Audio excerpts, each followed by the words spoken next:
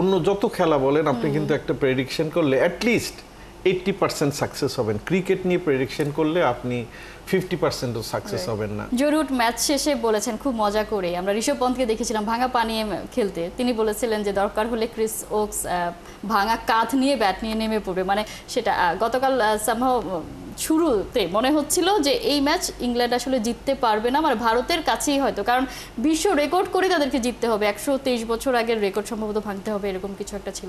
সেই জায়গা থেকে ইংল্যান্ড প্রায় পৌঁছে গিয়েছিল, কিন্তু শেষ সময় এসে বৃষ্টি, আলোক স্বল্পতা সব মিলিয়ে ঝুলে আছে। 35 রান, আরেকজনের দরকার 4 উইকেট।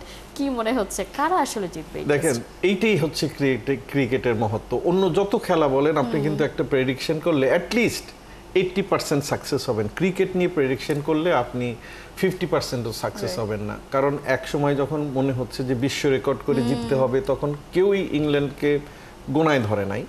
আবার এই খেলাটা না, শুধু এইবার ইংল্যান্ড ইন্ডিয়ার টেস্টটা কিন্তু প্রত্যেকটা জমজমাট হয়েছে। হ্যাঁ, এখন দেখেন ইংল্যান্ডেরও ভালো কিছু প্লেয়ার নাই, ইন্ডিয়ারও ভালো কিছু প্লেয়ার নাই, তারপরেও কিন্তু জমজমাট গেম।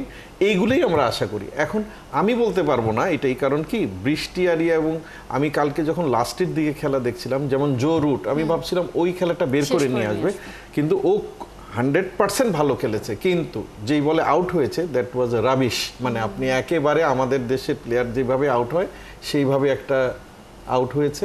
সাথে বেথেল নামের যে প্লেয়ারটা খেলছে, মানে ও প্রথমেই একটা ক্যাচ দিয়েছিল, ধরতে পারে নাই, but I don't think he is fit for this test.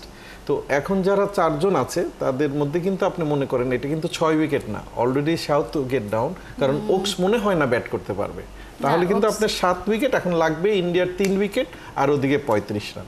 তার মধ্যে আবার দেখেন ওই যে ইন্ডিয়ান একজন বলার, সে গতকালকে বাই 5 দিয়ে দিল।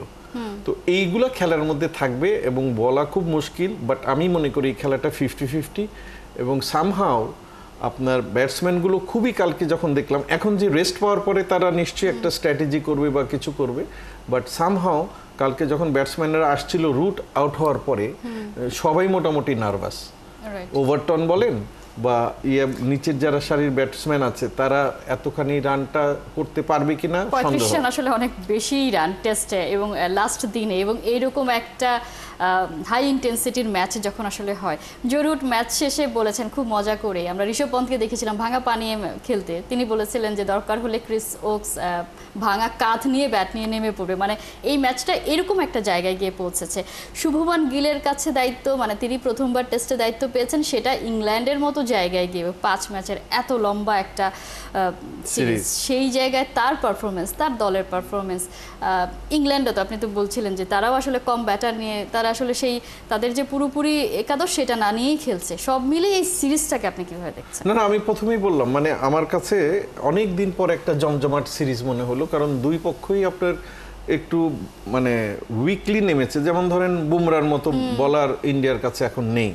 আজকে যদি বুমরা থাকতো ওইভাবে যদি বলি, আবার ওদিকে দেখেন স্টোকস নেই, তো আবার এদিকে দেখেন মোহাম্মদ শামি আসতেই পারে নাই।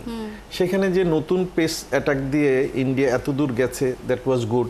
আবার দেখেন ইন্ডিয়ার ভালো সব ব্যাটসম্যান যে এসছে তা কিন্তু না, তো ওই রকমভাবে তারা যে আবার ব্যাটিং করে, এই যে দেখেন ইন্ডিয়াকেও একটু ক্রেডিট দিতে হয়, কারণ তারাও ফার্স্ট ইনিংসে যা করেছে তার থেকে কিছু রান বেশি ইংল্যান্ড করেছে, কিন্তু তারপরেও কিন্তু তারা আবার 300 সামথিং করেই কিন্তু এই যে এই টার্গেটটা দিতে পেরেছে। তো আমার কাছে এইবারের not only this game, as a whole সিরিজটাকে কিন্তু বেশ জমজমাট, কারণ 2-1 এটা যদি আপনার ভারত জিততে পারে তাহলে সিরিজটা ড্র হবে, আর চাইছে এটা সবাই চাবে। আর আপনার ইংল্যান্ড যদি বিশ্ব রেকর্ড করে জিততে পারে তাহলে আবার কিছুদিন কিন্তু মিডিয়ার সামনে আসতে পারবেন না।